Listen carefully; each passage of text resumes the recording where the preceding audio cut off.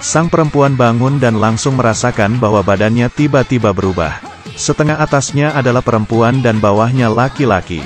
Sejak itu dia mulai menjalankan hidup sebagai seseorang yang biseksual. Hari ini film yang kita lihat adalah kurang dari jika aku adalah lelaki lebih besar dari. Jeanne yang berumur 38 tahun tidak hidup bahagia. Suami menceraikannya karena dia tidak cukup cantik.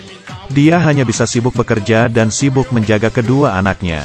Dan pekerjaannya juga tidak lancar. Bekerja sebagai seorang arsitektur, status kewanitaannya sering didiskriminasi oleh rekan-rekannya. Jeanne merasa hidupnya biasa-biasa saja. Tetapi karena ada suatu kejadian hingga merubah hidupnya.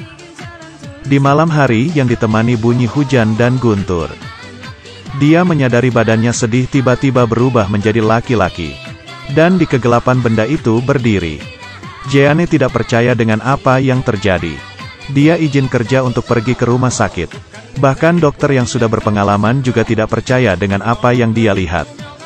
Dokter menyarankannya untuk pergi ke rumah sakit yang lebih besar untuk periksa. Tetapi Jeanne takut dirinya akan ditangkap dan dijadikan objek penelitian.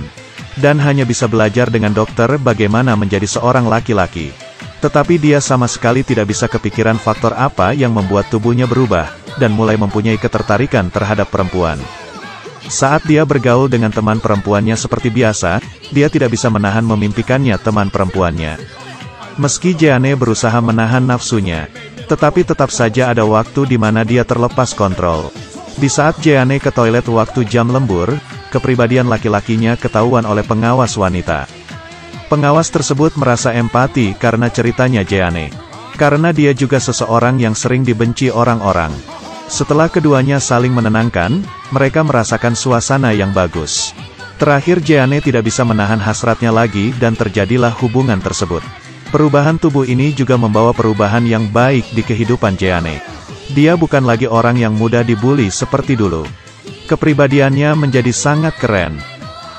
Setiap kali ke tempat kerja untuk memeriksa proses, Jeanne bisa bekerja sama dengan rekan-rekannya. Dia bisa langsung menunjukkan permasalahan dalam pekerjaan, dan membuat perubahan besar pada sikap rekan kerja terhadapnya. Jeanne menjadi pekerja yang bertalenta, bisa kerja di kantor juga bisa turun ke lapangan. Hingga Tom juga memujinya. Jeanne dan Tom seperti pasangan yang bahagia. Keduanya tidak ingin bertatapan mata. Tom mengira Jeanne tidak bisa kerja susah di lapangan. Jeanne juga pernah kesal dengan pikiran Tom yang terlalu maskulin. Sikap dia ke Tom itu dingin dan tidak peduli. Perubahan hubungan mereka bermula dari sebuah kecelakaan. Tom hampir tertimpa pohon tumbang di lokasi konstruksi. Dan untung saja Jeanne menolong Tom dari kecelakaan itu. Setelah kejadian itu, dia mulai inisiatif untuk mengobrol dengan Jeanne.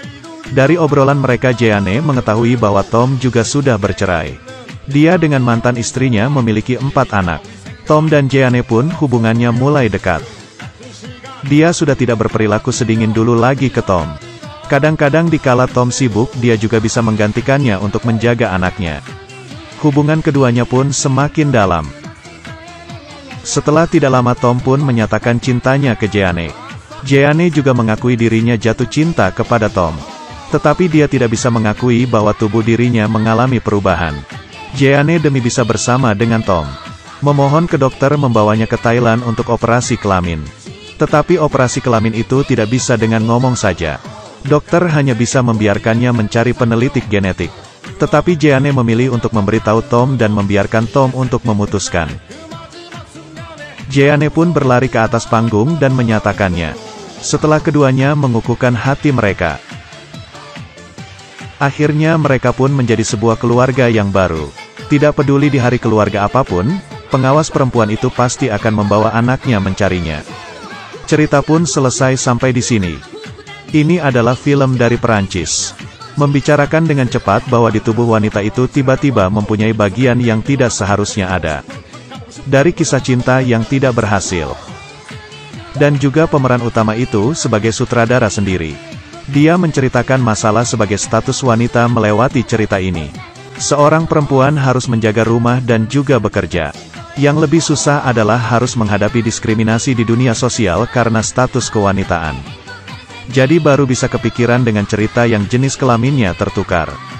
Baiklah, cerita hari ini sampai di sini.